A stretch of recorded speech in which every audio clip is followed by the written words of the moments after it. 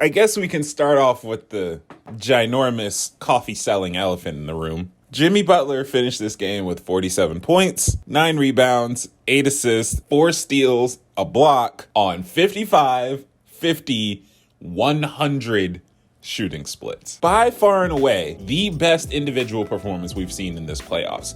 And it's been echoing a large talking point that a lot of people have come to, which was the fact that Jimmy Butler might just be the best player in the playoffs. This game was a makeup for games 3 through 5, where he averaged 9 points a game. As basic of a meaning as a revenge game is, this is the definition right here. Because there's shades, very large similarities between what LeBron James did versus the Boston Celtics, that infamous game, and what Jimmy Butler just did in this now infamous Game 6, where potentially Miami can go back to the finals. I needed Boston to win this game. I don't know if a lot of you have kept up with my fandom over on Twitter. I don't know how many people actually follow me on Twitter. By the way, you should. It's at @thedropstep_YT. I was under the belief that because the Heat were so battered, they were so bruised, they were so dead in the water after Game 5, I mistakenly thought that this game was a foregone Celtics win, right? Because I'm a new Celtics fan. I've kind of started following the team a lot closer this year after Jason Tatum dropped his 54 points earlier in the year. Ever since then, yeah, I've been low-key a Celtics fan. And this one hurt because there are still so many ticky-tack errors from the Celtics that need to be fixed. So let's see. First of all, let's talk about one of the bigger points right now for the Celtics. They shot 28 of 31 from the free throw line, but 2 of those 3 misses happened to be the biggest of the game. And they came from Jaylen Brown, who was the only one besides Derek White to miss a free throw. Going back to Miami for a Game 7 with Jimmy Butler potentially being closed out, this is what he does. You cannot keep on giving players like that an opportunity to redeem themselves. What did we see with Miami and the Celtics back with LeBron? He had that Game 6, and then they went on to win the series because they were backed up by this terrific individual performance. The Celtics let this one slip away. There were chances for them to win. They tied the game up a couple times. Just could not get over that hump. Now you're going back to Miami with Jimmy Butler coming off a career game. I think no, because he had that 40-point triple-double in the finals in the bubble. But this is arguably his second best game of his career. He shot 11 of 11 from the free throw line. He shot 4 of 8 from 3. Jimmy don't do that. And some of these threes, man, a couple of these threes were killer. Because there was one in the fourth quarter. It was 89-87. Miami's up. Jimmy Butler just gets the ball in the corner and rises up over Marcus Smart. Yeah, before that three-pointer, Jimmy Butler was already shooting 50% from 3. So if you're Marcus Smart, what's the rationale for giving him any sort of space? Because at this point, you disregard everything that you know about his three-point shooting percentage. I don't give a damn if he shot 28% from the three-point line in the regular season.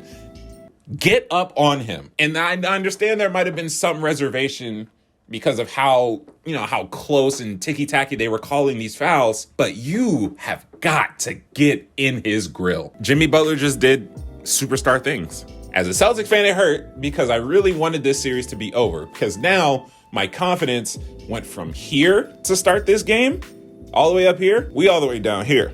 We are at breast level, sir.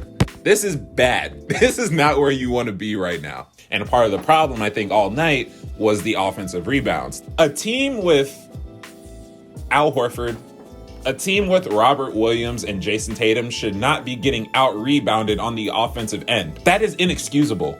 Because there was one in particular that stood out. I think it was the very last offensive rebound that the Heat had gotten. Kyle Lowry comes off the screen, he misses, and PJ Tucker is right there. And the biggest problem I have with this is that there are 3 Celtics players that are in front of him. There are 3 Celtics that need to be making sure that someone has a body put on a Heat player. And they did not. Derek White on the baseline just stood there. As soon as that ball goes up, he tries to find the body, but PJ Tucker's already moving. So by the time Derek White makes his move, he turns around, he's off balance. PJ Tucker's got the momentum, and now he's going to get to that spot. And also, PJ Tucker is just stronger, so Derek White kind of just folds. Marcus Smart, you've got to do better. But yeah, moving on from that, I want to talk about the Max Strus versus Jason Tatum matchup, the 1v1 matchup in the fourth quarter, if I'm not mistaken, he only took one shot in the fourth quarter. In that fourth quarter, he had, 6 points, 4 rebounds, an assist.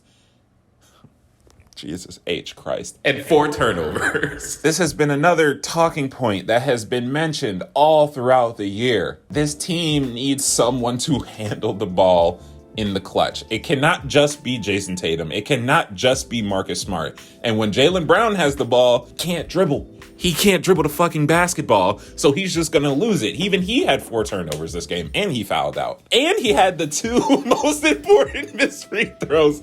I don't know, man. Jaylen, actually, I forgot I tweeted, "This is on you," and then I added Jaylen Brown. Like, he's not gonna see it, but it's like, hey, credit to the Heat, man, because Jason Tatum shot 1 shot in the fourth quarter, but a lot of that was because Miami was playing a different style of defense on him, to where they were letting him get the one-on-one ISO at the top of the key. But as soon as Jason Tatum hit that second level, PJ Tucker was going to be there, Jimmy Butler was going to be there, Victor Oladipo was going to be there. They were swarming JT as soon as he cleared that top level, because I'm sure they're confident in the fact that Max Strus can somewhat stay in front of him, but they designed it to where Max Strus doesn't have to be the help defender. And that's a good game plan right there. Because if you have PJ Tucker and Jimmy Butler being the help at the second level, while Max Strus forces Jason Tatum to go middle, that's a great strategy. And hats off to the Heat for that, because Erik Spoelstra is a Hall of Fame coach, and he showed it.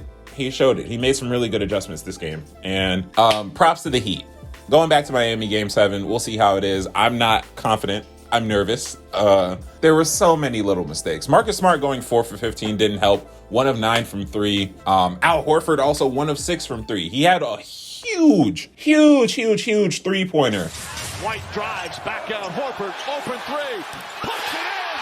Tie game. But we needed, I say we now, we needed better than a 1 for 6 from 3 performance, right? We needed better than a 1 of 8 performance from you. You were a minus 14, which was the worst on the team. Al Horford had a shit game. Let's just call it how it is. Al Horford had a really bad game. Derek White ended up being the killer. He played all 12 minutes in the fourth quarter. He had 11 points. He shot 3 of 5 from 3. He was having, my voice cracked. He was having a terrific fourth quarter. Derek White was the one that was actually carrying this team. He was trying to be the energy getter. He was trying to be the motivator. He was trying to do basically what the superstar jobs are. For 11 from 3. Tatum back to White. White the drive, the floater. And the foul. Jason Tatum's got to take more than 1 shot. Jaylen Brown has to take more than 1 shot. I don't give a damn how bad you've been playing. You have to take more than 1 shot in the fourth quarter. This is not your season on the line because you have another chance, but this was a finals trip on the line. This is exactly what finals teams are made of. Can you, in the fourth quarter of a close game, assert your dominance? But I will say, I enjoyed every second of this game. Fandom aside, my temporary hatred for Jimmy Butler aside, this was a phenomenal game. This is what the playoffs have been missing. What we did need is Marcus Smart shooting 4 of 15 from 3, or from the field. 1 of 9 from 3, which was worse. He shot 11% from 3. He was trying to play hero ball, and it was not working. Marcus Smart is not the hero ball player. Simple as that. But it is what it is. I had a lot of fun being a super fan for a day. So thank you so much for watching. If you enjoyed, drop a like, subscribe if you're new. Talk to y'all later. Peace.